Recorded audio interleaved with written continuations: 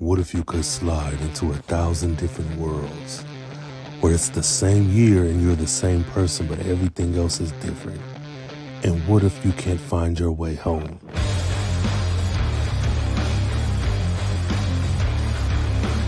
Well, Robert Jeffries and I found the gateway. Now the problem is finding a way back home. This is Stumbling Through the Multiverse, a Sliders recap with Rain Coleman and Robert Jeffries II.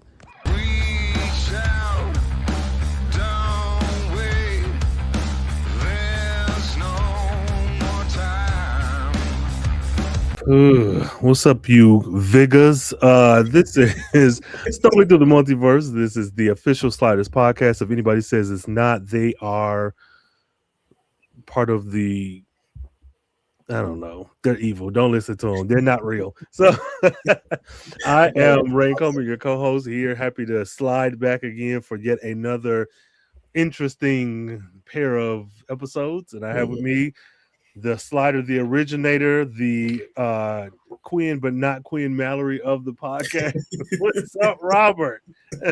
What is going on? I am the Quinn from the what was it called? The Wizard of Oz episode. Yes. I'm the one behind the curtain. So if there's any Quinn that I could be, that's the one that I'm shooting for. The most sane one, yes. Yeah. The hermit is the most sane one.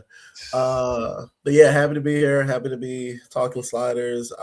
We are at the end of season 3, and they gave us these episodes. So just like I'm just being real, like it. I mean, I say that for both episodes, but there, I guess I keep saying this. There was one that I enjoyed more than the other. Okay. So we will get into that. But it's we are at the end of the season.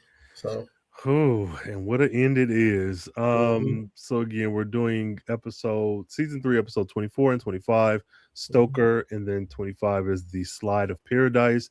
I have not read these synopses, but until this very moment. In Stoker, Wade joins a rock band made up of ancient vampires, which is pretty straightforward. I kind of wish they had buried the lead a bit, but this was the 90s. And the Slide of Paradise, the team lands in a world where an evil scientist has created carnivorous man-beast. That happened. Yeah. So, yeah. This first one, Stoker, I'm excited to dive into, but I'm also notoriously a vampire stan, so I have thoughts. I'll say that. Because I know, so I know that about you. So I was wondering how this one kind of worked, either whether it worked or not. But so I mean, I guess kind of kicking things off. One of the things that I was worried about the world. Okay, so let's just start with the world. I really thought that there was nothing different about this Los Angeles. And until we got the rundown from, I don't want to just call him Cheech, but we got the rundown from Van Helsing. Yeah. And that is one thing that is very, like, if you're a Dracula aficionado, or if you specifically Dracula, there are shout outs to that book. You have Renfield, you have Van Helsing, I think, actually, and then also Stoker, the name of the band. Fortunately, none of the vampires in the group are Dracula or like Vlad the Impaler, but going specifically back to the world, when he gave that rundown about that, this is the world where vampires exist, and apparently it's a felony to be a vampire. Crazy. Since like the 1890s, at least in America. I was just like, okay, so that is kind of our different angle, for this world. And it's much larger apparently than just this rock band. So I will say that was something that I appreciated, because I was very confused for like let's say 70% of the Oh. episode where it was just like, what is Yeah. the difference? Because, aside from like this small group of vampires, so I like that they kind of widened the scope out, and then you saw them, the pictures of them, living throughout history, as a band. So I don't know, like what were your thoughts about the world, or I mean the vampires? I mean that, being a different thing. I was confused, but Mhm. I enjoyed that we were getting something different. Yeah. This is the episode where I was very frustrated with the sliders, probably more than anything. Mm. I didn't get the point. Like, I get vampires, I get, we need you in the band, but I get all that. But I think Yeah. I was a little confused initially because it felt like a Drew Hill thing where, like, I hear Stoker, but I'm like, is just the main nigga Stoker, and then the rest of them are, the other niggas. Right. I did enjoy it, but I think a lot of my enjoyment isn't even from the show. I am currently reading the audiobook version of the Queen of the Damned Okay. and the Vampire Lestat. And so in my mind already, prior to even knowing this episode existed, I have a lot of that 1990s, 1980s rock, glam, moody, dark stuff. So I was like, okay, I'm with this. Right. But I do think the fact that it's vampires, I'm probably going to give it a higher rating than it deserves. Okay. But another part of that is this is the 90s, and I wouldn't be me if I didn't bring up like some of the racial things that weren't handled well. I feel with sliders. I was like, what? And so I was sold because I'm like, all right, I like vampires. I see what's going on. What's next? The things that frustrated me the most, and this isn't necessarily with world building, but why is Wade here? So okay. So when you say why is Wade here, what do you mean? Like at the So concert? I mean, like, yeah, she can have fun or whatever. But I'm like, why? I guess the same question I would have asked about Quinn and Rembrandt in the Snake episode. Why are y'all on vacation? Okay. Like, so far away. It was, and I can suspend belief enough to be like, okay, we just need her to be here, for the episode. But I was just like, why are you here, and why are you here by yourself? So this, go ahead. Yeah. So the second, so like answering the first question, they were, and it's not, they can't even say they were pairing off. They were investigating these different areas to look into disappearances, right? So, but I don't have an answer for the second question because that's the thing. That is the issue that I have. Yeah. Like, I do like the idea that somebody went to the morgue, somebody went to Skid Row, somebody decided to, let's go to, maybe some concerts where we heard about missing women, women going missing from. But the thing that I love is that Wade was like, okay, I'll volunteer to go down there by myself. Yeah. And it was just like, that's the issue, right? Yes. Yeah. That makes no sense. And if we're keeping it 100, Maggie should have gone by herself because she has the train. Like, you're a woman investigating missing women or going missing at a concert. You're like, let me go by myself. What are you talking about? Say what you want about Maggie, but they have consistently drove home that she is a soldier who can take care of herself. Wait, this is very unsmart. Like, and I think for me, had it have been set up like a quick cutaway or montage of them going other places, or simply Wade asking questions and then like walking into the venue, like, oh, wait a minute, I'm already here. This sounds good. I was like, what the fuck are you doing here? Like, girl, aren't y'all looking for a killer? What is happening? Yeah. And she, I mean, and that was the thing, like that probably would have been the perfect occasion for her to be paired up with Maggie, right? Yeah. It's strange that the last two episodes that we get for for this season are, I keep saying this for different things, but things that we've asked for. This is a Wade-centric episode. And then the next episode is a Rembrandt-centric episode, for better or worse. We really gonna get into the second episode, into that one with him. Yeah. But this one, it's funny because like I do question why she was by herself, but I liked the scenes that she had at the club, and then also, when she was at the, just kind of enjoying the music and getting kind of, kind of caught up in it. But then also, later on when she was like playing the piano, like the piano, the keyboard and all that.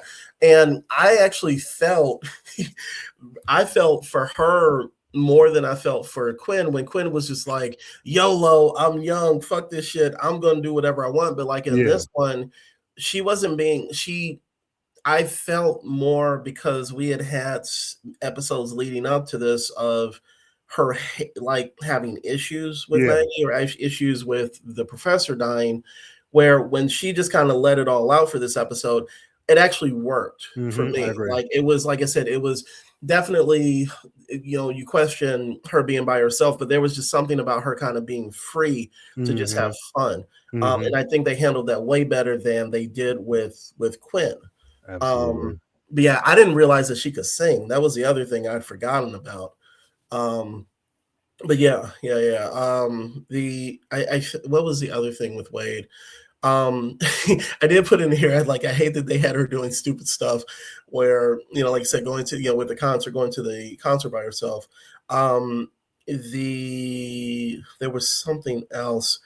Wade falling for Morgan here works a bit better than Maggie falling for Carlos, because Morgan, at least here, was a bit more persuasive. And then you had like the added thing of him being a vampire and like, hypnotizing her towards the end, which I think was kind of rushed, to be honest with you, because she was just like, where's the fucking timer? That really just like, like,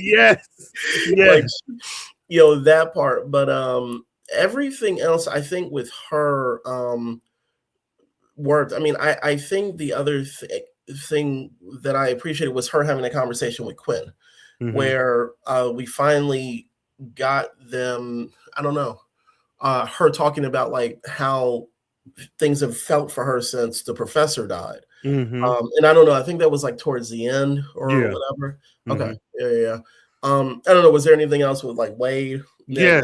Like, first of all, I'm going to say something controversial. Fuck Wade. Not really. What I like this episode, everything about her in this episode, but there was one line that pissed me clean the fuck off.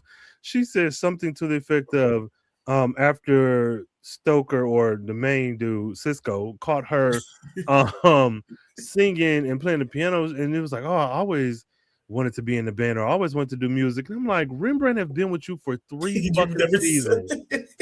3 god ever loving seasons, and now you talking about some, oh, I always wanted to be in the band. Like, and I can get with everything, but that line just bothered me, because it's like, again, it's like they're short changing Rembrandt. Like, he has been here, and here's me, because I'm thinking a lot of it is racial, even if it isn't intentional. Is it the type of music? Because the music we're getting in here is very much equated with whiteness, and with, even being the altness, emo-ness, it's still white adjacent. Whereas like Rembrandt is this very, look at this Negro group type singing, like, even that, and that doesn't even feel right to me as a black man of a certain age in the 90s. I'm like, out of all the music, like, what? But I digress. That was the one thing I was like, wait, what the fuck are you talking about? You have not once, Rembrandt been shucking and jiving, singing and hooting and hollering, at least in season 1. Every other episode, it was something about music. So I don't know, that really annoyed me, but I know it ain't her fault. So I got over it. But I was like, man, you are a freaking liar. You're a lying lady. I mean, she's actually complimented Rembrandt a couple times on his singing or whatever. The other thing, though, it's like, it stands out to me, is we keep saying this. They don't keep with their continuity. They don't keep up with their continuity. Crazy.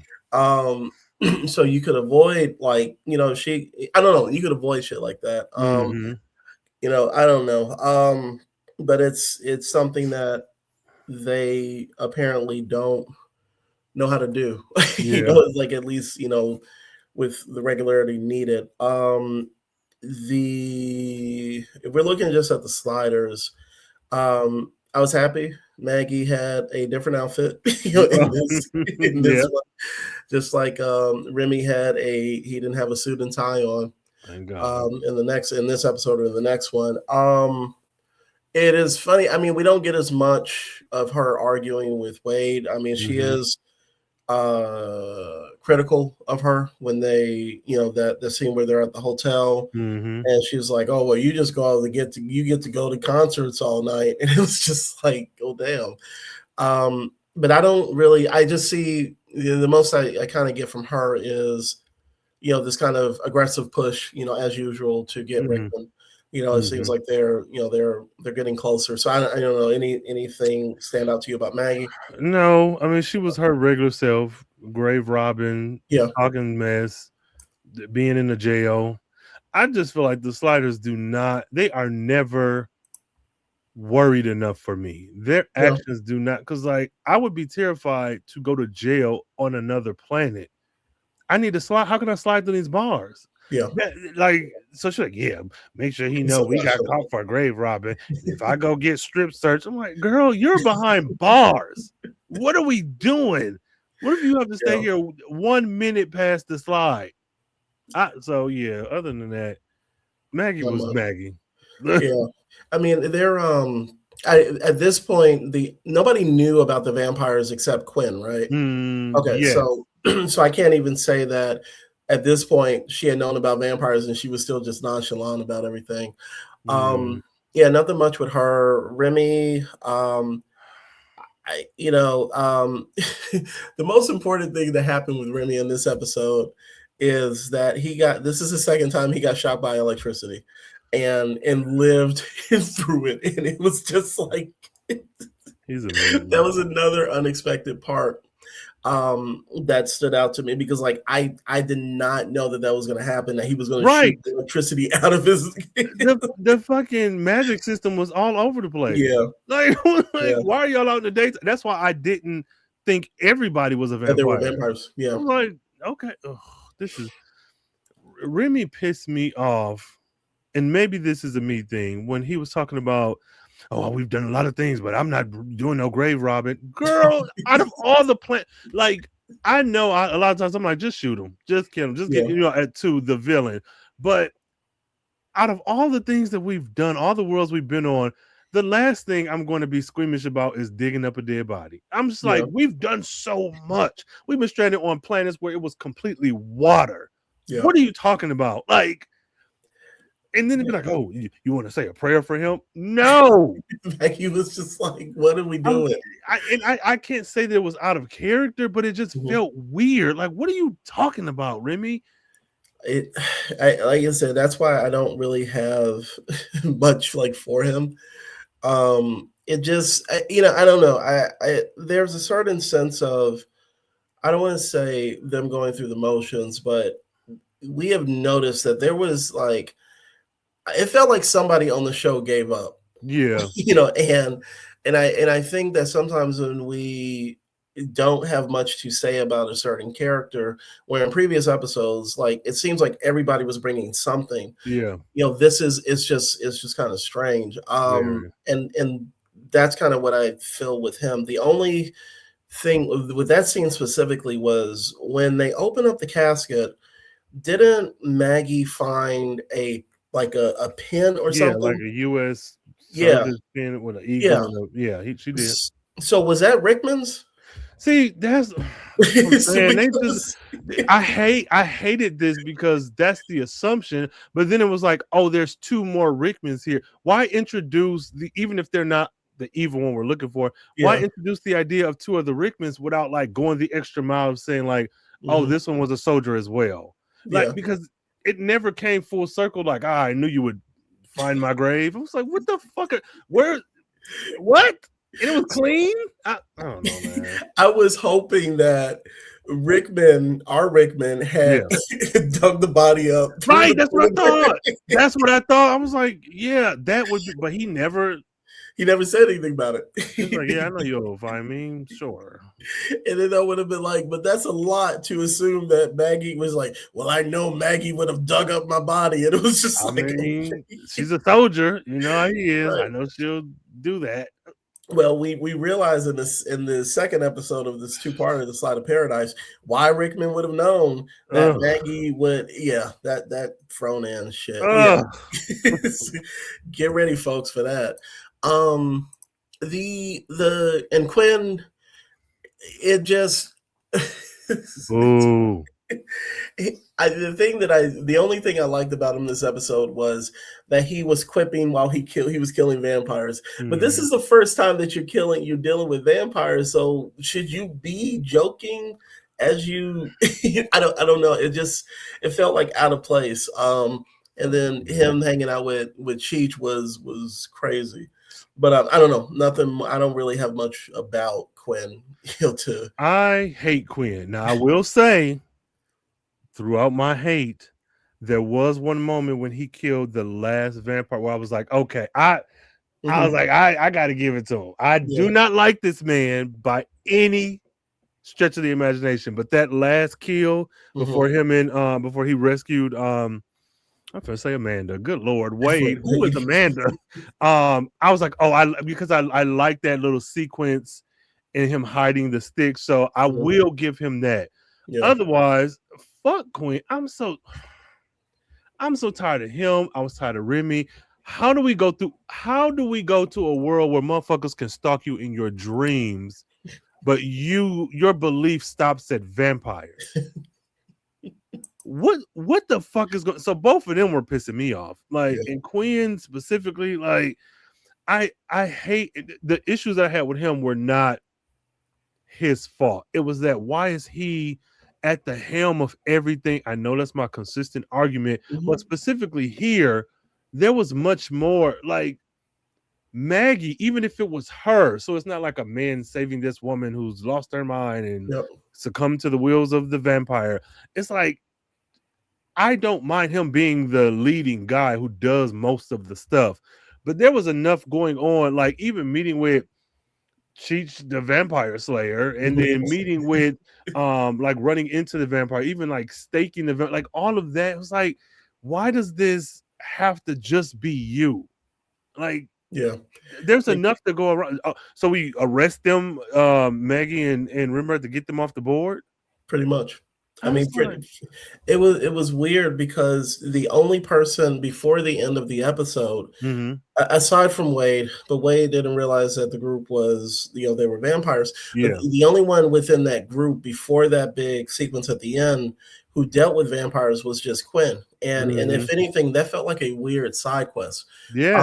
Because, I don't want to keep calling him Cheech, but like Van Hales or whatever his name is, he keeps, he saw Quinn and he was just like, no, you got to join my adventure, to find my wife. I will say, what? It was, like, that's what I'm saying. It was this weird ass side quest where he now had to save Wade, right? And specifically speaking about the vampires, I kept getting vibes of like the parkour, the parkour Morlocks from a few episodes ago, like where it was like more performance theater, and if anything, like where they were just like this. And I didn't. I liked the vampires because they were cheesy. Yeah, they remind me of more of the vampires from the first Buffy the Vampire Slayer movie, right? And so, one of my favorite worst scenes was when so Chi-Chi's leg gets broken, right? And then his leg gets broken, or his back. Yeah, and then he was like, leave me here. And then Quinn was like, I can't leave you. He was like, just go. I've completed my mission because, they killed his wife in the most horrible way possible. And then the swarm of, like, they look like extras to me. Yes. Just swarmed him. And he's just like this. I'm like, now you a vampire. Now, what good did that do, idiot? They were just so over the top, where while the people in the I can't even say that the guys in the band were kind of hamming it up when they weren't vampires. I will say that, but yeah, that moment kind of like it gets kind of wrecked me. But I don't know, like with you, talk about the band and talk about the vampires, like how as a vampire aficionado. Like, how are you feeling about this? I have to hate on Quinn just once more, and it ties into the vampires. When Quinn saw Wade on stage and then they were like leaving, the main dude was like, hey, Quinn, you want to come with us? He said, no, that's okay. And then immediately after, wait, come back, wait, where we quite literally just said, hey, do you want to come with us? Quinn is a fucking idiot. The vampires themselves, I actually enjoyed them. I thought they were the better part of the episode. Because and I do think their lore was presented well enough, even though we got that rush backstory of they turned my wife and what was it, Judy Garland? No, who did he say? Janis Joplin or somebody? Yeah, she looks like she's Janis Joplin was still a alive. child, but she's should be 50. Like all in all, I do think with what we were given, they were very much like Hellfire, Hellfire. What the hell is the thing in X-Men? Hellfire Club. Jesus, I'm gonna say Hellfire Gallery. Hellfire Club. They gave a lot of like I think with the 90s and with providing a new world, this was done so well compared to like the Dream Killer dude. Like to use practical effects and costuming, I think they were done really well. They were kind of corny, they were campy, but I think that works well. Because even in the things that they did during this episode, the main guy being a bit more corny, I don't think anything he did was out, like nothing pulled me out of it when I was with their scenes. I was a bit confused about like the lore, because I'm like, okay, is this where you kill one and you kill them all? Is this where, in which it was like, oh, if you kill the right, we don't know who turned her, so you got to kill the right one. Like, so I did enjoy getting pieces of the lore, but I do feel like they could have been done better.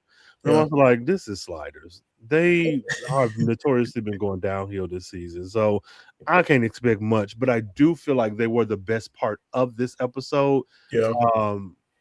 Because despite the weird rules of like being illegal to be a vampire, which is like, what if somebody turns me? I hate to be graphic, but it's almost like it's a felony to be a sexual assault victim. It's like, well, this is something that happened to me. I didn't do this thing. So like, what are you talking about? Aside of that stuff, I did like it. And you never go wrong with like vampires and music. So all in all, I think they did an adequate job, but some of these guys felt like mutants. They didn't feel like vampires.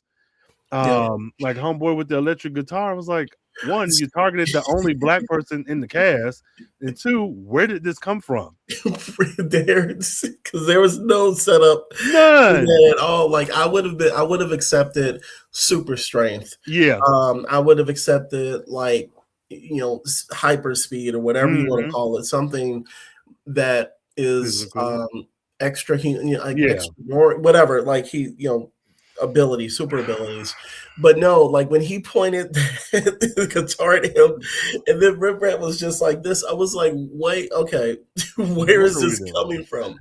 I will say that, and I think that was Harker, the drummer, because there were four of them in the group, and the only one that we really got a little bit of like speaking scenes from are from Harker and Morgan is the main one. I will say that, like I said, I like the band. I like their lore. I liked Morgan with Wade. Absolutely. Man. Yeah. Because I think their scenes were probably some of the better ones. And even when like he gave his big like it was a big reveal about his plan for the timer. Because I'm assuming he had hypnotized her at that point and she explained about the timer. Like his plan for sliding away because they were always being chased, and and the way he just exuded like being tired to Renfield, who unfortunately is played by a douche asshole. Anyways, I'll leave it at that if y'all watch the episode. But I felt that actually his acting was really good, and I actually really liked him with Wade. I agree. I agree. So so like strangely enough, the relationship works. One of the things, and this is kind of like away from the vampires that I just realized, one of my notes was like, I really wish that, and I think this speaks to something we were saying before, that Remy and Quinn's roles could have changed. Because you would have given Remy a chance to be at the forefront, but then also you go back to that relationship that he had built with Wade. Absolutely. And he could have been the one to save her. He could have been the one to help her, and just all of that. So, and put that Marine training to work. Right. So Jesus Christ. it just makes too much sense. The other thing I forget, Rickman is in this episode. Okay. Like, yeah, he is. Rickman is in this. Rick. Well, actually, damn. Before I forget, also I love the fact that the vampires hate criticism so much to the point where they just they took out that shit. The critic in the most campiest, stupidest way possible, Right. and put a corpse in his car. Which is just over the freaking top. I was like, what the hell? And then beating on the window to make the Prindle change. I was like, what are we doing? This is the suggestion is, and then when the car hit the wall, this big explosion comes out. Like, I don't know if a car hitting the wall is going to make that big of an explosion. Not that little sedan. I'm like, this ain't no big ass, what is it, an Armada or nothing? This ain't no school bus. This is a 4-passenger car. What in the 90s? He said fuck critic. But Rickman. I think they probably could have left him out of this episode. I do think there is something interesting of his story and the vampire story is kind of crisscrossing at the blood donor facility or the donation facility. But I don't know, like, it's easy because the vampires are so big and they're such a big thing or a big part of this. I sometimes forget that he is even in here dressed as a priest, getting blood, getting DNA samples from plasma donors. I don't know. I don't know if I have much to say with him because I think the bulk of that is going to be in the next. Right. It's going to be in the. I will say that I actually felt this is the first time that he actually felt threatening to me. That scene where he shoots. Which was that? I was like, this is so American. I hate Rickman, and it's like he's dumb. The only thing I really appreciate about him was that very first scene of him going to that like terminal patient and opening the Bible, but the cutout was shaped like a coffin. I was like, okay, whoever designed this episode, I see what you're doing. But I'm okay with him, truly I am, but my thought is always, what is the fucking end game? Because it would be different if Rickman was just like a vampire, like, oh, I just need to feed here and there. Y'all have set up that he actively needs these people like stem cells out their brain or neck to live. So you're just hopping from that's going to get tight. Like I think they're losing me because I don't understand where he's going to have peace. So for me, it's like, yeah, you keep hopping these worlds, but I don't care now because there's nothing. It doesn't feel like anything matters because all you're doing, we're not getting him like, I just need to collect 12 specimens who I can feed on for the rest of my life. It's like, there's no peace. And I know probably back in the day, this was maybe exciting, but I'm like, girl, Rickman, when are you going to relax? Like, I'm thinking, let's say you kill the sliders. What now? What is the end game? When do you, because he keeps going to different worlds and then immediately being folded into the society of a certain. I'm just like, what? When they have time to get a priest outfit. That I was like, okay. Now I will say that was a smart idea. Yeah, it was a smart plan. I said, all right, brother, you got me. But I didn't. I'm getting tired of him because at this point, bring back the Cro-Mags, because what do we need him for? I've been beyond tired of him. I think like I was tired of him when I first saw this, and this was like many moons ago. I hate the storyline. I'm just sorry. Like, this is one of those storylines that I just don't like because it has changed the tone of the show where it has become like very revenge oriented. And I'm not saying that things cannot get dark. Like Cro-Mags, I enjoy the Cro-Mags, and they eat eyes, right? You know, they take over whole planets, and then they eat eyes like McDonald's, like that type of shit. But Rickman, I think, has never been a strong enough character for me to be like, okay, now I'm invested in this. And so when we get this, I'm just like, why not just focus more on the vampires? Like that could have been time that we could have used to build up this world, to show other vampires, because the only vampires we get in this episode are the musicians, right? And so like maybe we had an underground network of vampires who were wrongfully, you know, prosecuted for just trying to live. And you know, I think that would have done this story much more service than having yet Rickman, another instance of Rickman and Maggie going at it, and then Rickman going and stabbing somebody in the neck. And like I think that I've never been a fan. I've never been a fan of this like particular storyline. And it just seemed kind of like, to me, it's a waste of scenes. I agree. Aside from like when he just like, you know, pop with that gun, and then they tried to make that dude's like death tragic, and I'm like, this dude was like fucking bringing. Right, I said he doesn't matter, like the actor aside, but either way, I'm just like the character that him coming back again. You didn't build up enough care for me to give a damn about, because I was even like, is he a vampire, or is he like the human that they keep around to do the stuff? No, he's just Renfield, because so for what I remember of Renfield, because I don't think I've read the book. I only know like the lore from movies and TV shows that I've seen. But Renfield was the he not an assistant, but he wasn't he the one that like was worshipped or looked up to Dracula or something like that? Or so. I'm not a fan of Dracula, but I can accept that. But I just feel like they never made him, and maybe I just watched too much vampire media. But I understand that there's going to be the human that helps carry out whatever. But they did not make him sympathetic to me. It was like he was just an asshole who was mad about everything all the time.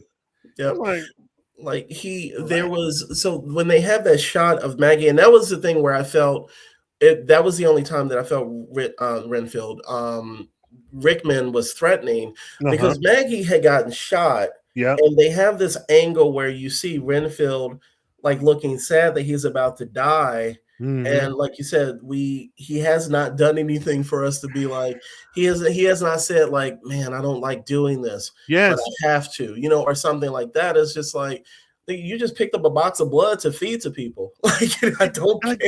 And it pissed me off, because I truly thought when the camera went to Maggie, that point of view of her and him in the same frame, I thought he was gonna be like, tell them I'm sorry, or I try, or something. Like, I'm just like, why is he just dead? There was no reason to kill this man at all. I mean, and it was like to show Rickman is evil. I'm like, Rickman been evil. We know he's been like killing people and taking their souls or whatever. Like, he's evil. And then like dancing at the same time. Like, Rickman was I don't know. I just felt it was wasted scenes. Like I said, we already talked about Chong, not Cheech, but Tommy Chong. I do like the fact that we got a Hispanic vampire hunter, which was absolutely cool. When he killed the security guard vampire, that was hilarious. I hated that. I'm like, the one black vampire. Was he black? He was black. So I'm of two minds. I'm like, why did you kill the only black vampire? But my issue was, you are this phenomenal vampire hunter who's been doing this to avenge your wife forever. How did this security guard get the jump on you twice? To pull the door off and got on top of you. I'm like, you don't have any weapons in your utility belt. Like, why does Quinn have to save the day? You are the vampire hunter. I was so pissed. And, I was so pissed. and another time where I don't remember every detail of this episode, when he pulled the door off, I was like, "This is what we doing?" And even Chong looked. He was like, "What?" Yes, he was like, "What the fuck? What is going Yes. on?" Yes.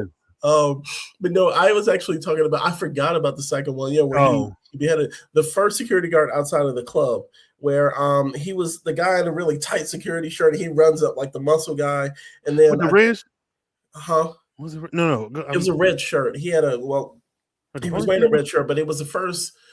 It was one of the first kills that you see where the vampire goes and then yeah.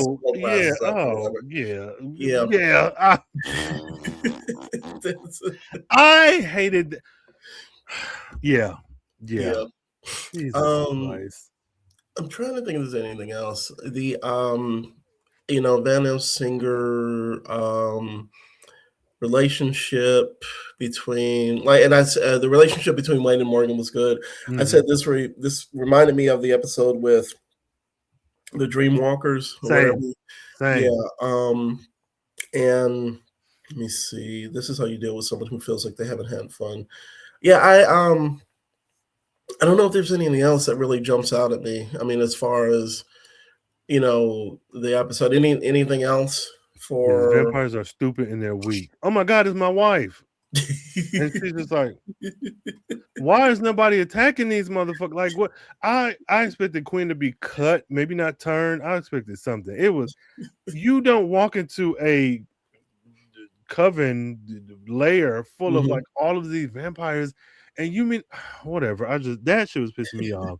Oh my God, it's my wife, and she just sit up like, hey, she was hey, that shit. But whatever. That's really all I have. This episode was interesting. I enjoyed the vampire parts of it, but this shit was all over the place. There, so much to the point, all over the place. So much to the point where, did you notice the Christmas tree in the vampire's lair? Wait a minute. Hold on. Wait a minute. Wait, was it behind the blue? No, that wasn't the stage. No. When they walk, and maybe my eyes was weird. I mean, like they were playing tricks on me. But when Chong and Quinn walk into, you are right. Yeah, you see it. I'm going back because I feel like as they walk into that hall where all the caskets are, further down the way, it looked like, now I'm not going to say they did a close-up of it, but for some reason it looked like there was a Christmas tree in that, at least in that hall. But like I said, I could be tripping. No, let me make so, because they may be.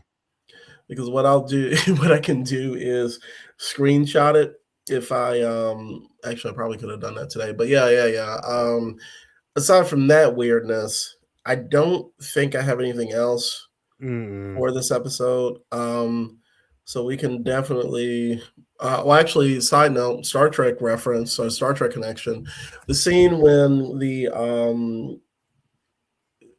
music critic is coming out of his office. That was a set that was used in Star Trek Voyager. Okay. Okay.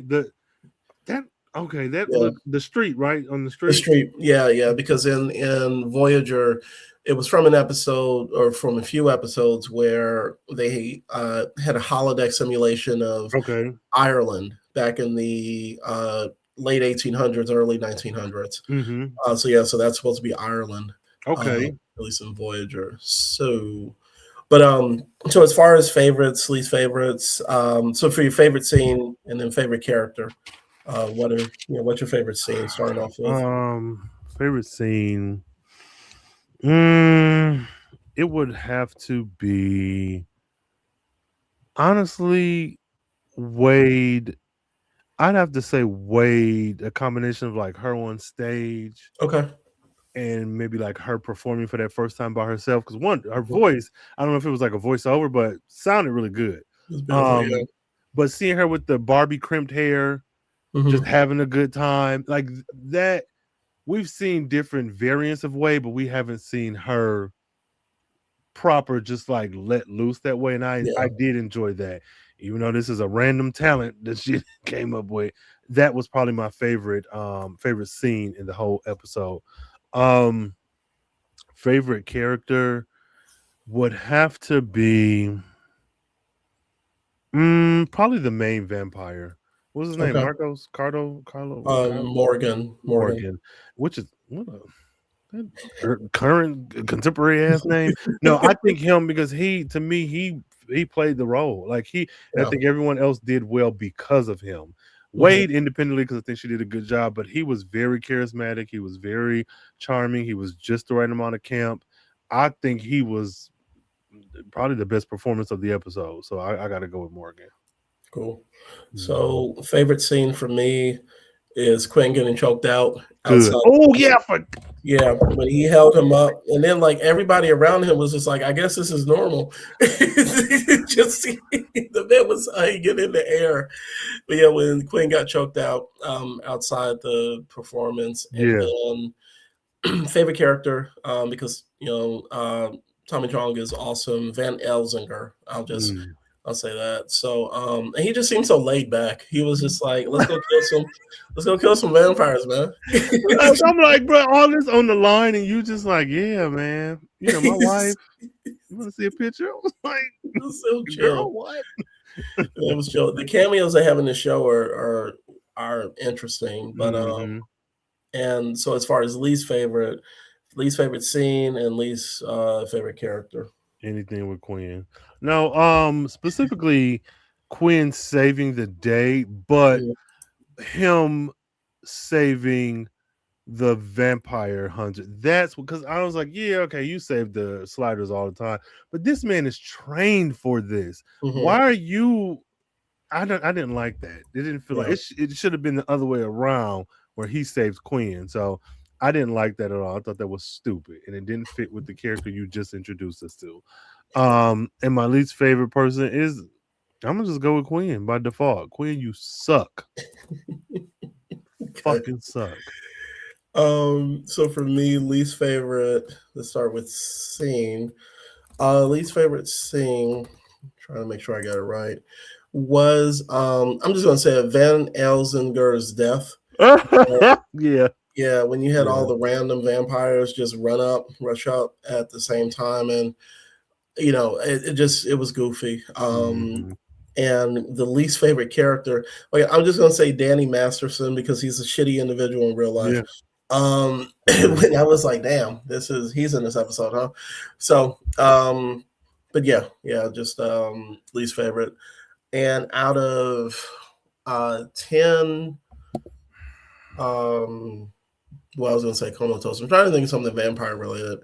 Actually, out of 10 Stoker concert posters, what are you going to rate this episode? I said we're going to rate it higher than it. I feel it deserves, so I'm going to go with a 7. I don't think it deserves a 7. I think a 6, but because I'm a vampire fan, I'm gonna give it a 7. But just know my original is a 6. Okay, but I'm going with 7. I think I'll go with 6.5 for this one. Because this one, strangely enough, like when I realized it, like this is the vampire episode, I thought it was gonna be like absolute shit, but it wasn't. So I was like, there were some parts of it that I liked, mainly with Wade and kind of digging into her, what she's been dealing with. So the next episode is episode 25, season 3, episode 25, The Slide of Paradise. You want to talk about a hot mess? It's just this is offensive. That's how much hot mess. I mean, yeah, like it is. It's offensive. It is weird. It is the reflection. A reflection that this show. They were going in the wrong direction. Very. It was going in the wrong direction. I think. Did you did the recap for this one already? Yes, that they go to a hybrid monster world. So. Gotcha. Okay, so we're good. So I was like, I don't have to repeat this this BS plot that I got. Yeah. So one thing I will say, and this is this is the era of sliders. We keep saying this where they were pulling from popular media of the time. And actually, just not even of the 90s, because this one is more a take on the island of Dr. Moreau. Okay. Yeah, Island of Dr. Moreau meets, I think there was one other one.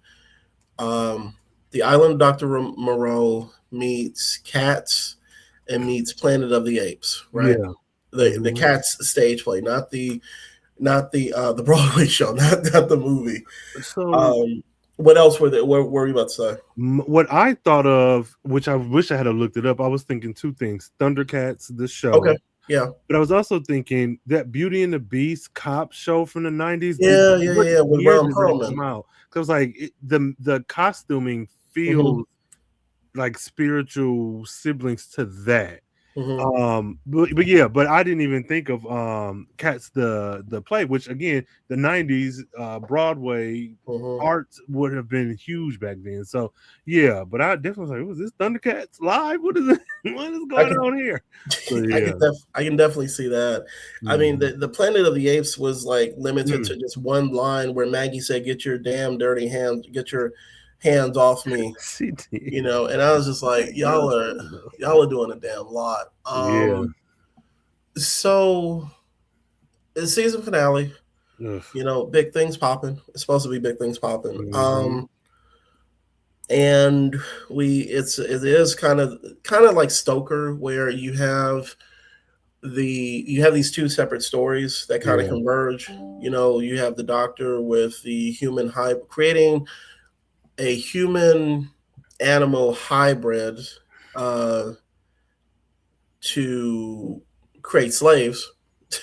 It goes like, the thing that's crazy to me is that this thing goes from like cancer, to doing that type of science to eradicate, or solve the world's problems, like science, Mhm. medical ailments, to being like, I just need some fucking slaves, right? And it just like Crazy. it was, it was like a crazy about face, and then you now have Rickman, and so because we don't deal with the passage of time on this show, how long had Rickman been on this That's what I'm world? saying, bro. Like Like, this is so dumb.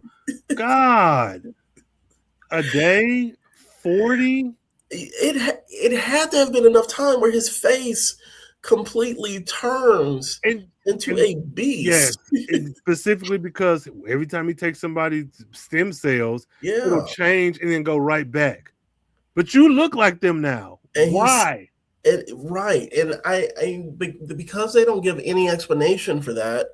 Like, his face did not get stuck by the random comatose patient that No. he's in Los Angeles. So here, it would have been nice to have an explanation to say, like, well, because these are genetically Hmm. engineered creatures, that this is going to like go against, Yeah. kind of what normally happens. Hmm. But no, we just need backflipping cat people going like this. We can't take a minute away from scenes like this shit, Yo. and to even have somebody give that explanation. And it's that thing of like, well, it's sci-fi. These fucking nerds don't care. They just Mhm. want to see this shit. And it kind of, it takes, I'm sorry, like, it takes away when you don't even put in, it doesn't have to be like a long drawn out scene. It It's just don't. one conversation. The Yeah. doctor could be like, oh, well, if he's pulling, DNA from some of my creations, we might have side effects. But no, we just accept that when we see this motherfucker, he has fangs, he has hair growing all over the place. What the? Ugh. Like, it was like they created Rickman and didn't give a fuck. They just did it. Like, They didn't. so those are the two conflicts. Like, they're dealing with slavery. In the episode where let's just fucking tackle that. Yeah. The episode where y'all want to deal with racism is the one where now we push Remy to the forefront. I hate Um, I what were your thoughts? Because there's something, like, there's an example I will give, but I wanted to hear what you like thought of, like, when that became a thing. This was the dumbest shit ever. When that doctor was like, oh no, what's her name? Annalise? What her name? Annalisa? Her name, Eliza? she is Alessandra. Alessandra, which like was Prince on this island? When I was okay, so when we made the reveal that it wasn't about cancer research and whatever else, but we instantly jumped to like white men being racist and wanting slaves. I was like, man, is this the white man's burden? Like, is it that you have to now? Like, because it could have simply been, I like having sex with these animals, or I like to be like. It could have been so many other things, but to be like slavery. Yeah, you understand. I was like, what? Wait a minute. We have this world. We have not even this world has not established that our histories are the same. So the transatlantic slave trade happened on this world as well. It did not. And I'll take they definitely didn't, because Alessandra is like, oh, your skin is different, which that didn't bother me. She's like, oh, are you from the people near the she was essentially saying the equator, but however she worded it was like the people near the south or something. So I understand that the cat people are not like human in the way that we are, so they won't have the same knowledge, but it was clear to the writers that you're making the distinction that her skin is white, his is black. And to be like, oh, are you from the people from the such and such? It's like you're not establishing that the slave trade happened, which whatever. If it didn't happen on this world, that's fine. But then you're also trying to like speed ramp the, you know about slavery, don't you, brown boy, you tarn boy. It's like, this is so weird. Also, because even to be like, oh, these are my slaves, there was nothing about Daniel and Alessandra that gave that. Like, yeah, he was mean, like get up and walk, which was like, her leg might be broke. Let's relax. But there was nothing that set that up. Like it, you set up. I don't know if I'm saying this. It was frustrating because I don't think that they earned that line and that line of thinking by everything you've already established. We didn't need Rickman on this earth. We could have just dealt with that. Like, and there were either maybe not enough extras, or the fact that the only two quote unquote slaves were the two. Like, you're doing a poor job whether you're looking for cancer research or slaves. Let's just do that. You're not doing a good job at all. So that felt like if things were not black writers, they were like, oh yeah, this is going to be the good twist.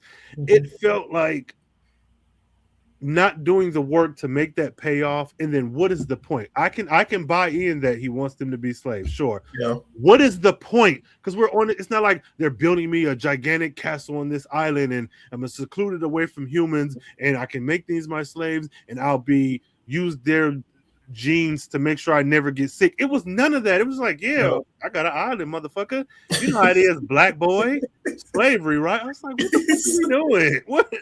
No, the thing is, it's like you don't bury slavery as like the twist, right? The twist. Well, the thing also is that they were already seeding this idea of him being. They kept calling him master, right? So if it wasn't outright, if it wasn't him outright saying like, I did this so I could have my own legion of slaves, it was this thing of like, you have this person in power who is like, they're these fucked up power dynamics, right? You have this guy like master, like these people work for me. And so from that, we imply that this is a form of slavery, right? This is a form of like forced servitude. So then when later on, when he's just like, fuck the cancer research, I just wanted slaves. And it was just like, what? That was lazy. It was lazy. And it was specifically lazy because this is the episode where Rembrandt is at the forefront. And now you have him being the black person that tackles slavery in this episode. And it's this thing of like, if you're gonna do that, then okay, let's say of all the worlds that they go to, let's say we've talked about this before, he Mm-hmm. should be scared with every fucking world that they go to. Absolutely. Right. So let's say that this is a world where they finally tackle that, right? You don't make that secondary to this now, to the story that you have of Rickman looking fucking insane, like Right. he was a reject from Cats.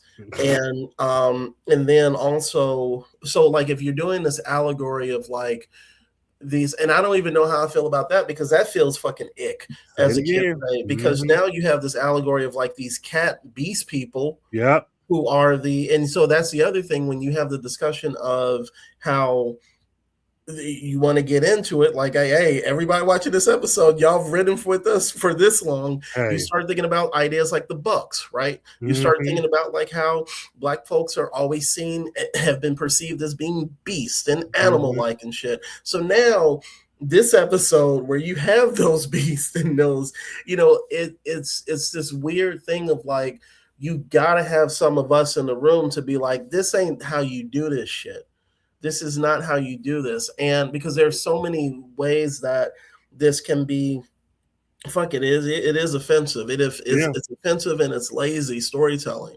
But I'm pretty sure that people were in the back of that writer's room saying, you know what, we Right. did it, y'all. So It's all I right. think that it was crazy. And so I don't know, like, the Right. other thing that gets me is now that we have Remy gets a Well, love interest, right? man, bye. You could end the rest of the episode. I'm out of here. I'll see y'all later. What the fuck? Remy gets a love interest, which because I think we've been asking for this and we've seen him in some relationships, right? But none that have like, no. The only time that we saw a relationship last for the entirety of the episode, and it wasn't just a side quest or a Yeah. B plot, like, or a C plot, was the unalive world, right? Yeah. Yeah, the unalive world. Mm-hmm. And that ended tragically. So when we finally get a chance for him to get interested in somebody, it is a cat woman. Like, and she is a cat woman. I mean, that's it. Yes. I don't know. What were your thoughts on that, right? I said, what the fuck are we doing? What the fuck are we doing? I want to be very clear. Interracial romances, I don't, whatever. Do what makes you happy. Do what Love you is do. love. Do what you gotta do. Yeah. My issue is when it comes to this black man, you already fuck him over with clothes. Yep. You fuck him over with hair. You fuck him over with backstory. Every chance that you get to fuck this man over, you do it. And then you finally give him a love interest that feels like you put thought and care into Yeah. it. And it's Mhm. this freaking Catwoman. Now, I'm going to say I will hold space for there being some version of that relationship speaking to something else. Like, and I may not have the right words for it, but maybe like a disabled person and a non-disabled person or something.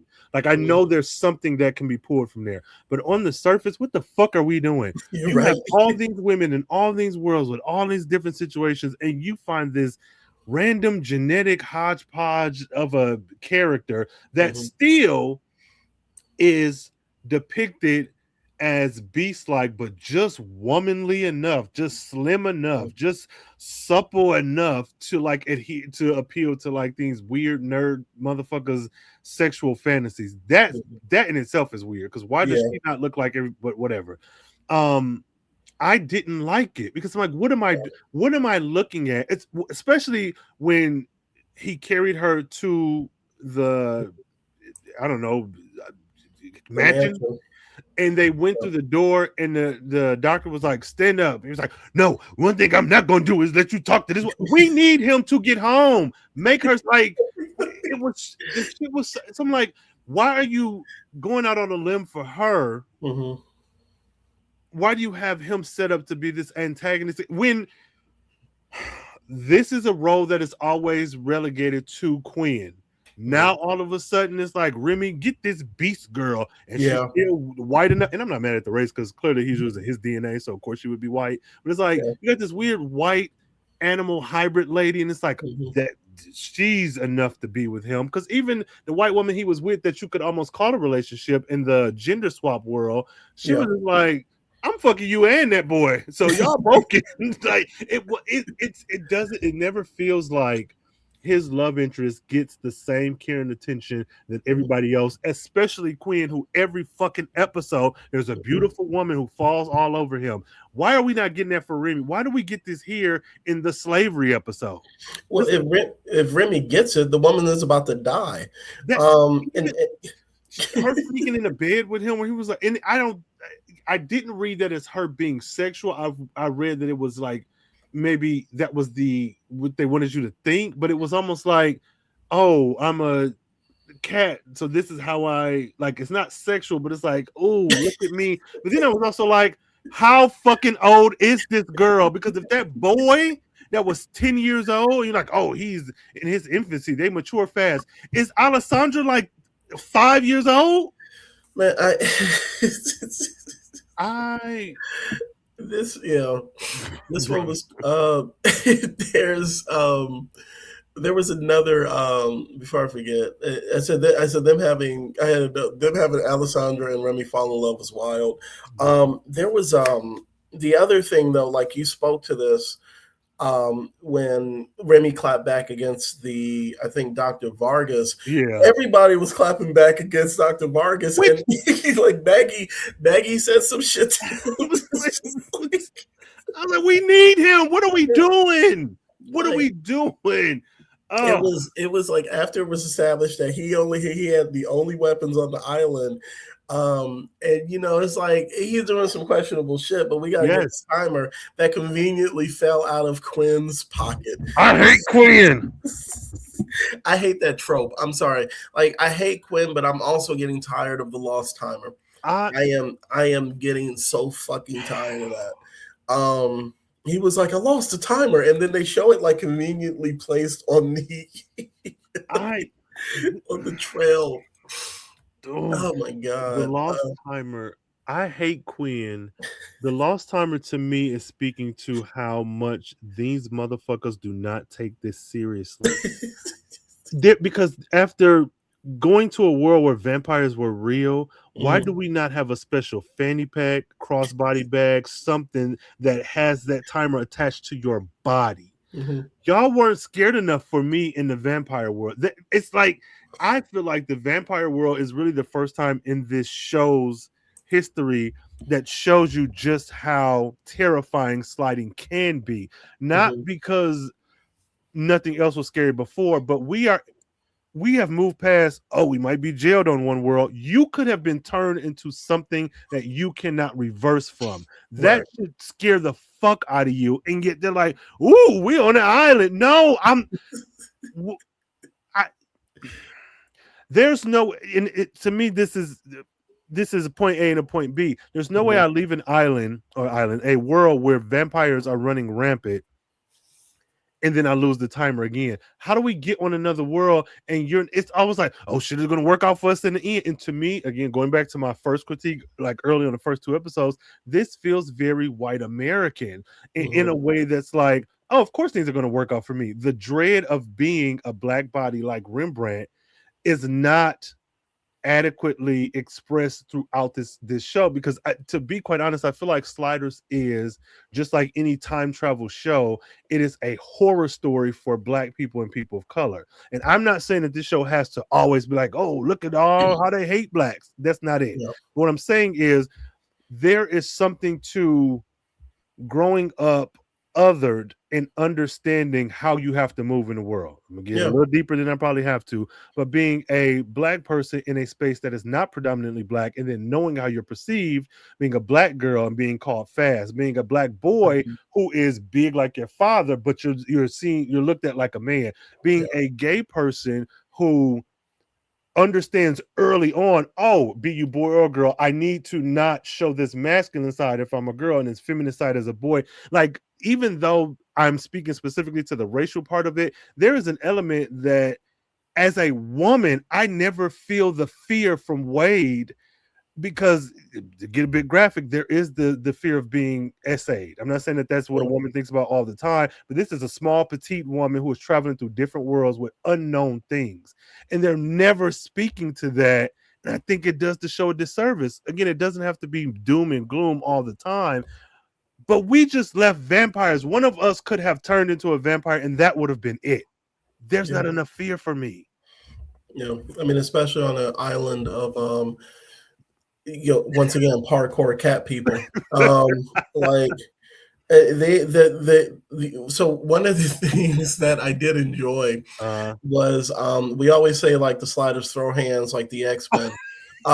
Wade and Maggie had them sticks and the rocks, and they was just like fucking these motherfuckers up, like to the point where Quinn and Rembrandt was like, "Oh, okay." It was just like, it was immediate. It was immediate. Like as soon as because I think the first cat person attacked Quinn. Yeah. And then Maggie picked up that rock and was like this. And then they ran a little bit more. Yeah. And then the cat person hit Remy. And then Remy fell down. And then Wade picked up that stick and was just hitting them. And I was just like, yo, this is the best. Yes. They're whooping ass. Oh God. Yeah, they will forever have them whooping ass out of every situation. Yes. They short kind of rundown of the world. I did like the island setting because it was something different. Their explanation of the world, which is just very quick, is that Los Angeles was a channel of islands. So LA might have been broken up into island pieces. Island pieces. Island pieces. You're right.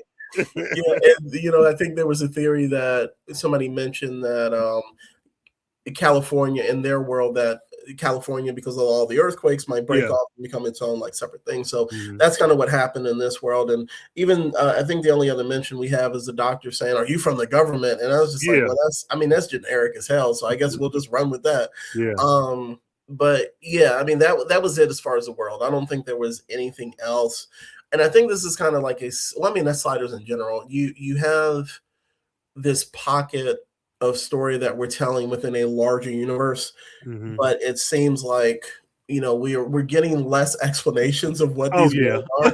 Like they just, I don't think they give a fuck anymore. Like this could actually just be their world, and it just has turned into like Buffy. Right? Like this is just like this is Buffy. This is Angel. Yes. The history is the same. Yes. But we just got mystical, magical shit happening now. Let's talk about Rickman. Rickman. I think we mentioned that he is whatever, fucking 5, 4, 3, 2, 1. This is it for Rickman. This is it. Rickman is dead. By the end of this episode. We talked about the facial features and all that. Let's talk about him throwing a dwarf cat person onto the fence. This show, bro. This show. It was like when it happened, I was like, what is going on? What is going on? And he made a joke as he did it. He said something like, he's like, let's see if it's electrified. And he just threw I don't know. Like Rickman, fuck him, bro. They tried to give him a moment with Maggie, and then the big reveal of he was like, "Oh, she didn't tell you. We had a relationship." And she was like, "This is the biggest mistake of my life." I think the biggest mistake was adding that story, adding that to her background. There was no need for that. So she's a serial cheater. Yeah. So like, oh, you was with Quinn. It's not because Quinn is just the finest motherfucker in all the land. And also Rickman, okay, sure, there's an argument for him being an attractive man. But the first version of Rickman, you had a relationship with. I don't believe that. Well, I mean, the other thing that it does a disservice to Maggie also because it's this thing of like, you can't just be a woman in power, right, and not get caught up with, like in this like tabloidy type of relationship, right? And it just seemed, because this is the last episode that we have with Rickman, it just seems so fucking tacked on. Like once again, that was something I'd forgotten. And to be honest with you, fuck that. That's not canon for me. Like I'm conveniently forgetting stuff because I don't want it to be canon to this. Like they did not sleep together. Yeah, I mean what was that? They didn't even earn that. There was not. No. I think him making a deal with what's the dude's name? The cat man's name. Series. Yeah. I said Cat's stage member Rickman has teamed up with to provide him with the weakest members of his tribe. This was again offensive, and I'm not a little person. I don't know the correct terminology, so charge some head on my heart. Dwarf. Okay, well, hey, I'm not. I mean, unless it's changed. Well, maybe, and viewers and listeners, let us know. But my thing is kind of like my issue with Rembrandt from the last episode getting electrocuted. You hire these people, and it's for what? Like, I'm not even saying they can't be beat up and kicked and whatever else, but it was such a weird. Yeah. Because you're already establishing, like, so what if some of these people die and give me your weakest whatever, and these like. Again, I want to be clear. I'm not saying that people, Black people and people of color and people differently able, etc., can't be hurt and harmed and be villains in these shows, but that just felt like it felt like it's a play on their size, and I hate that because you didn't even highlight them in the episode. No, not at all. Brought that. I think it was a woman that he threw against or it could have been a guy, regardless of the gender. Yeah, he just picked them up and just threw them against the. It's like all these extras running around, and you couldn't. I don't know. I just feel like that was lazy. It was punching low. Yeah, as I think the phrase is punching low. I think the other thing that gets me is like, so let's say Rickman has been on this island for, I don't know, weeks, because the timer for the sliders is different than how long it takes for him to be on an area, and it's enough time that his face is basically he's changed, he's transformed into another creature. So he's made this deal with Ceres. And Ceres is like, okay, I'll just give you the weakest of us, right? If I was everybody in that pack and I start seeing motherfuckers just dying left and right, like, word would circulate that, like, okay, Ceres is giving us up, but because the only thinking, talking animal beasts that we have are, Alessandra, Daniel, shout out to him because the doctor did his ass dirty. I hate him. I was hoping. Alessandra, Daniel, and Ceres. We don't know if any of these other creatures are like because they described those creatures as the rejects. So like when they weren't doing what he wanted them to do, he just like tossed them out the gate. Crazy. So wild. He did just turn the electricity on. Actually, he was up there with Rickman. They had an act off, right? The actor that played Rickman and the actor that one scene where him and Dr. Vargas were like going back and forth, they had like multiple takes of that shit. Yeah. Because they were like so over the top. And even when Dr. Vargas died, his eyes were getting all animated and he was just like, I created you. I like that. That was fun. The Rickman, when he died, that shit was he fell off the cliff and he yelled like a Looney Tunes cartoon. Yes. I started laughing like, this is the guy that we were supposed to think is a threat. And you just see this like CG form falling off. Yeah. Oh my God. Yeah, so I tell you now, Ray, he ain't coming back. That's good, but he was so far removed from where he was in the beginning. Yes. He was actually kind of threatening in that first two-parter. This shit, I'm like, this is Slider's version of the Joker. It's not good. This is terrible. He sucks, actually. Yeah. This is dumb. And also, if I'm being real, I'm really pissed that he died that way, because at the end of every episode, we have 5 minutes of the portal being open. Yeah. And they can have full conversation, but all of a sudden, when he's trying to jump through, now it closes. It just disappears. I was like, man, this is some bullshit. Y'all keep changing the rules. Team Rickman. I mean, shit. and the thing is, we don't have even get a moment for the Sliders to reflect on the fact that they have avenged the professor, right? His death feels like the deaths that we've been getting of these random villains that we like. There was nothing about this episode that screamed like this should be a season finale, right? Oh no, no, not at all. Like I mean, it was a regular episode where they killed one of the major villains in the goofiest way possible, and then we have this cliffhanger of wait, hold on, wait.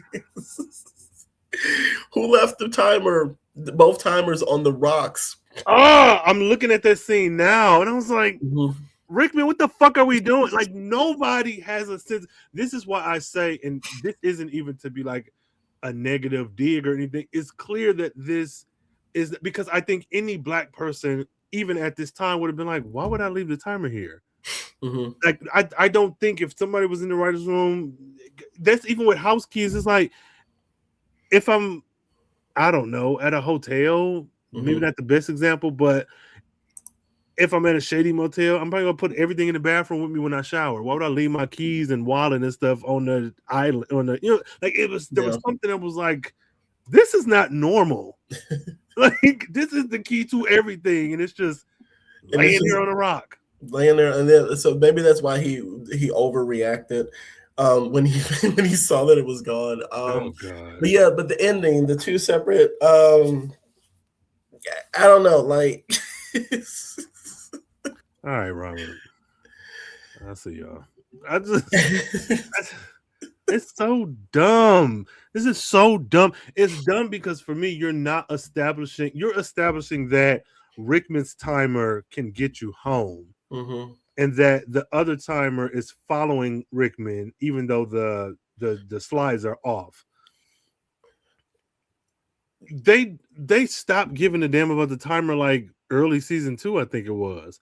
And so to be like, oh, this must have been broken because in the fight, that timer has been in the water. Yeah. That timer has been in shootouts. That timer has been through so many things. And now all of a sudden it's like, oh, the timer, it's like a terrible MacGuffin.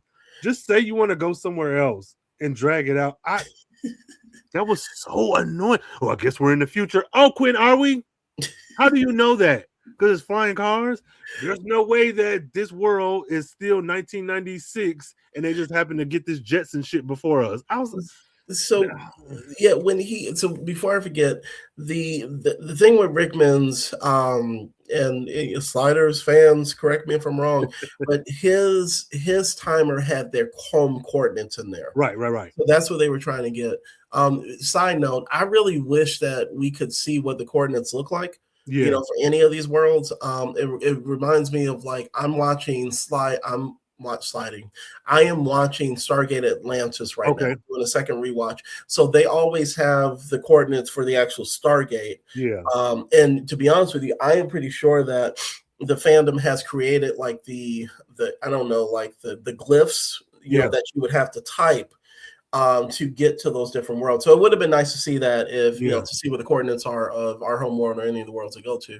But the other thing with this is I was confused as fuck when Quinn was like, I guess we've traveled to the future. And you've said several times to Remy, like, this isn't time travel. This is like, you said this before. You can like, it was weird, but that whole thing of separating them I don't know, that was their season, that was their cliffhanger, you know, and I don't know if I'm like necessarily good with that. Because guess what? I'm pretty sure when we come back to the first episode of season 4, they are not going to have Quinn and Maggie walking around in future world. And because they don't they don't do shit like that. I don't know. Because the episode overall was just bad. Yeah. I did not like, I think like, you know, the expectation of like what's to come, and not just because I've seen the show before, but a good season finale is a good season finale, no matter Right. how many times you see it, or a good cliffhanger is a good cliffhanger, no matter how times you see it. I don't care. Like I just don't, because I know they're not going to do anything with it, you know. So yeah, but you know, at least they paired them up the way that we've been wanting them to. You know, Remy is with Wade, and Maggie and Quinn are doing their on again, off again relationship shit. I don't know. Fuck Quinn. So him kissing that damn woman in her mouth right there. Was it this episode or the last episode? It was this episode. I was like, what the fuck are we doing? This show is so damn dumb. They cannot keep this shit consistent. I do not. The fact that Quinn is getting women pregnant and hooking up women every single world, whatever. Doing it in front of Wade, and then the show can't decide if they're friends or lovers. Yeah, you bring in this Wade replacement, and you do this bull to the point where he's like, "Yeah, go to the world." She's so important to you that you. This is the shit that Remy was talking about. You're so high off of her and adrenaline that you miss the chance to go to the, because what if this is not our real world? Yeah. Now we're stuck with no scientists. Canonically, we have no scientists who can figure this shit out. And now me and Wade just gotta thug it out through different worlds and hope we run into another Quinn. And you're evil enough that every variant of you is some type of evil. So we'll never be safe. I'm just him taking charge and trying to get her to come with that, to me was so disgusting. Because like, what is this show about? This is why I say he is the villain. He does not want to go home. He enjoys sliding. You can't convince me that he does not love sliding more than his parents. The other thing about that scene where, okay, so it starts with them, you know, they build up to the kiss, right? You know, going back and forth. It's this emotional scene, and then you know they're talking back and you know whatever, and it's like this kind of weird. You know, we've had the slow burn ever since Exodus when her husband died. Crazy, which is crazy. So we get to this point where you probably have a segment of Sliders fans like, oh, will they, won't they? Like some Office type of shit, right? Like Pam and Jim, except in the most horrible way. And so when they finally kiss, who do you think is off on the side watching this shit? Wade. Wade. You could have panned to Remy. Why does she have to? And Wade is not, and they don't even cut to her to get her reaction. And we don't even, I think there probably have been episodes where she probably has mentioned Quinn and Maggie, and I'm pretty sure there has been like her mentioning like once or something about the two of them together. But considering the history between Wade, because they established that she had a crush on him, and albeit you can let feelings go, right? We get that. But I do think that it does a disservice to her to be like, for Quinn to be like tonguing down the woman that she has been battling with for like 5 or 6 loyalty episodes. No loyalty. And also to your point, they never established she no longer has. They never was like, actually, that's another thing. You know, so you're right, feelings can change, but I shouldn't have to infer that. It should be explicitly stated, just like her crush was. It should be like, you know what, we've been on this ride for 3 years. Honestly, I see you more like a brother, like in a close, tight bond. Just drop that one episode. But yeah, this is gross. Yeah, no, like that was it. When they were kissing, I was like, Wade is still over to the side. I was uncomfortable. I yelled at him. I said, why do we have to see that? And not just because it's Quinn. I was like, why do we have, what is? Yeah. This I don't even know. This show. It's I love it, but it's like, oh yeah. It does be testing me. That's Robert's quote of the week. It does be testing me.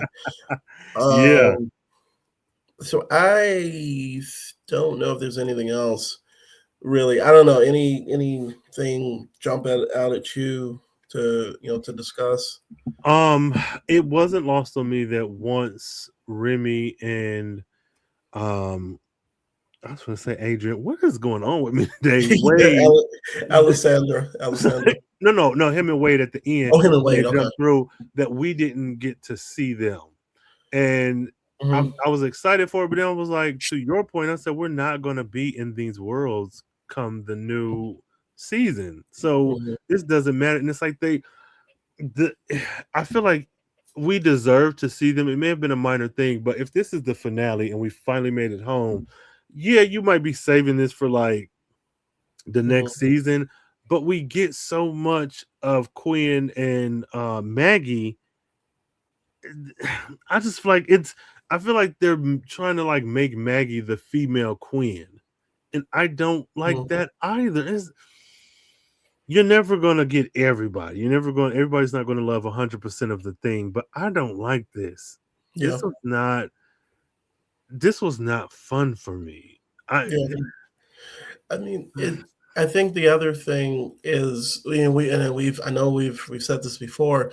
The show started off fun, fun. It is still campy, but it was like lighthearted. Even with kind of the dark stuff that they had, and even with the serious kind of themes. The quote unquote wokeness that people nowadays will say. Anytime you talk about something that's happening, they're like everything's woke. It's just like no, these are issues that a lot of us have to deal with, like breaking through the glass ceiling, Soviet run, totalitarian regimes and stuff like that. But they still were balancing it out with like the king is back, stuff like that. Now everything is just like it's super serious or it's super like action packed to the point of trying to get new viewers on, and it's just this weird thing. They've moved away from what made the show good. What it made it popular and made us like it. So I don't know. This has been a weird ass season, I will say. Absolutely. At least I think at a certain point we had that transition and it just became a completely different show, it felt like. But yeah, so that's this slide of paradise. As far as your superlatives, if you're ready for those. Hell yeah. Yeah, so what's your favorite character and favorite scene? I can't say Remy is my favorite because he was doing dumb shit. They had him in the midst of bullshit. God. As a favorite, it's really a tie between Maggie and what's his name? Daniel, yeah. Because I feel like, I did like the doctor. I liked his performance, but like him as a person, I didn't like him. And I feel like Maggie was giving me like Power Rangers movie. I don't know what it was. Maybe it was her outfit, but I'd have to go with her because I do not like Remy's storyline. Otherwise, I could go with him.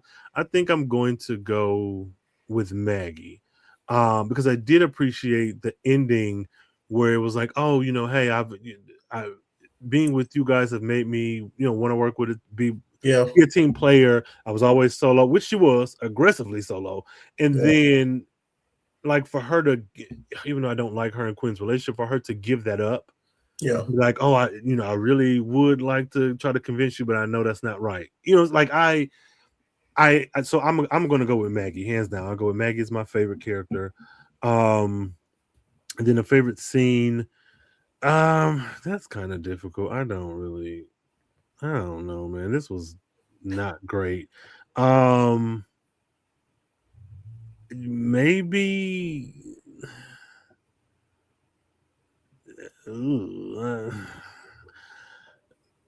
I plead the fifth. I don't really have a favorite scene. I can't.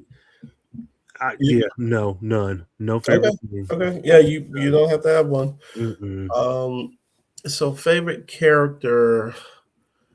You know what? Alessandra didn't do anything bad, right? Yeah, she didn't. Yeah, she didn't do anything bad. Cool. Even though we had this discussion, the discussion about her relationship with Remy being weird and problematic. So Alessandra, I mean, yeah, I think that's safe. Yeah, she's cool. Yeah. And favorite moment. was when Rickman fell off the cliff or jumped off the cliff. For all the wrong reasons. That's my favorite scene. He yelled like a Looney Tunes character. Yeah, he is. He is one. Which was great. So least favorite character and least favorite scene. My least favorite is going to be Quinn, unsurprisingly. And really, despite my disgust for him, we're finally going home. Yeah. And you pull this shit, I can't get behind this. He is a terrible person. And I'm ready for him to go. So Quinn is my least favorite, even more than Rickman. Because Rickman, at least he was motivated by them stem cells out the neck. Quinn is just like, you're the pretty girl. Let me find the world where you have a son or a daughter, and you idiot. Least favorite scene probably is Remy going back for those 40 minutes because that made absolutely no sense to me. None. Oh, I gotta go again. You what? You think it hurt with you? All right. Let me take this furry fucking Thundercat hybrid. No, go back and kill. Now, if he had went back to kill the doctor, okay, yeah, I gotta go get him. You got it. Okay, sure. Yeah, I think least favorite character. I'm just gonna say Rickman. Yeah, fair. It was just Rickman. I think I've delved into why I am not the biggest fan, even though I love his camp factor. Yeah. And least favorite scene was actually I had one scene in mind, but that one I forgot. But when Daniel got killed, that shit was crazy. He was like, I don't have enough bullets. You gotta go. He's like, I don't have any darts. And tranquilizers. Actually, no, that I will say paired up with Quinn saying, I guess we've jumped to the future or slid to the future. And you've said was that a joke? Because he seemed very serious about it.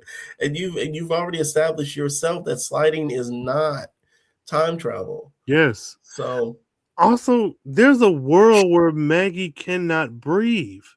Are we not thinking of we might slide to one of them worlds? Yeah. Ugh, I hate Quinn. Yeah, and that doesn't come. That I don't think that's come up unless they're talking about home. Yeah. So on a scale of 10 animal hybrid creatures, what do you slaves? Well, no. Well, slaves. Okay, well, yeah, slaves. 4. Okay. Yeah. We are twins. I chose 4 too. I chose the Fantastic Four. I'm trying to see if there's any other time this. Okay, so Dragon Slide, we each gave it a 4.5. Okay. And the Fire Within, we each gave it a 7. Prince of Slides, we each gave it an 8. And Season's Greetings. So we've had a few times on here where we've actually given the same rating. So so that is season 3, y'all. That is season 3. And I want to clap for us. Yes. Because we have we made it. Looks like we made it. Oh God. Yeah. Oh man. This is so bad. This is so bad. Oh my God. Yeah, we made it through. We will as usual, we do the season finale where we there are different aspects of season 3 that we discuss. I gotta pull up that list again and figure out what it is, because after every season finale I'm like, oh, I gotta copy and paste and send it to Rain so I can remember, because I showed them. I ain't gonna hold you. Sliding has warped my brain. I don't remember none of that. Yeah. But yeah, so that'll, once we do that, then we will take like the month-long break and then come back to it. I mean, if you need longer, Ray. I just want to slide to the future for a little bit. No, I don't know, man. We will discuss. We will discuss Jesus. because this has been a run. But but yeah, season 3 has been. I'll just be honest with you. The back half of the season, I will say, from Exodus on, has been a slog. Yeah. I mean, it's been fun, discussing it, Yeah. but it's I think that the show changed. The show just changed, and it was just a weird transition. So I'll just say that much. So, but thank y'all for coming along for the ride, Yes, and all that good stuff. Jesus Christ, yes, y'all. Thanks for the being sliding partners, because my God, I've cussed in my phone and my TV screen so much watching these last like 10 episodes, probably. I don't know. Oh, I'm glad we doubled up. I would have. You would have done. Hey, I'm like, hey, we need to triple up because this shit, because these fuckers is. Oh man. Because I think since Exodus 1, 2, 3, 4, 5, 6, 7, 8. So including Exodus, we've had the 10 episodes. Shit. Yes. What the fuck? My God, we don't even do like fun little. Where's the? I don't know. This has been cool. I don't know, listeners. Like I said, it's been fun, but it is one of those things where if it becomes it sometimes it becomes a little taxing, I guess, when you can tell that it's, I don't know, like I keep like Rain, I said this is your homework, read the behind the scenes stuff. Because I think like when it feels like the people behind the scenes aren't, they just like don't give a fuck, like that's how it seems to us. And it makes it difficult to go through like 10 episodes of the season. So all that to say, we appreciate y'all watching. Yes. Listen to our insights about because I'll tell you this, you ain't getting the same insight from nowhere else. At all. Especially like the way we broke down the race aspect of this last episode. Ain't nobody touching that except us. Hey, my God. What in the genetic? Oh God, they did not clone Tyrone this episode.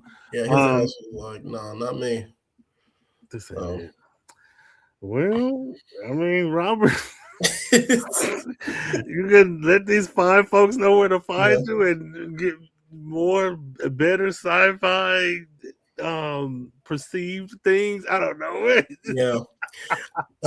You can find me. Website is Robert K. Jeffrey, JEFFREY.com, RobertKJeffrey.com, and IG Robert K.Jeffrey, Robert K.Jeffrey, and you can keep just up to date, with the stuff that I'm working on, and different comics, books, and just and conventions that I'll be at. So, so definitely follow me. Shout out. Yeah, same. You can find me at robertkjeffrey.com. No, IG, YouTube, all that, Carefree Black Nerd. And then if you are a reader of contemporary stories, you can hit me up on raincoleman.com. That is not podcast affiliated. That is books, novels, novellas, etc. But yeah, slide with us. Come back. We'll be back. Come back, y'all. Don't go.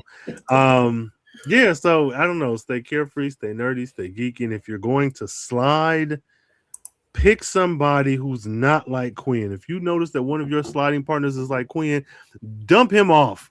Yeah. You can figure it out on your own. Knock him over the head with a rock, bury him under a tree. Just get him out of here. Yeah. Hey. Pull out a revolver or a needle out of a Bible. I don't know. But yeah, get him out of here. And then yell like a cat when you take him out. Good. That was them and they reused them same teeth in both episodes. You can't. This is nasty. What the fuck? Oh man. Well, Yeah. all right, John. We'll call y'all later.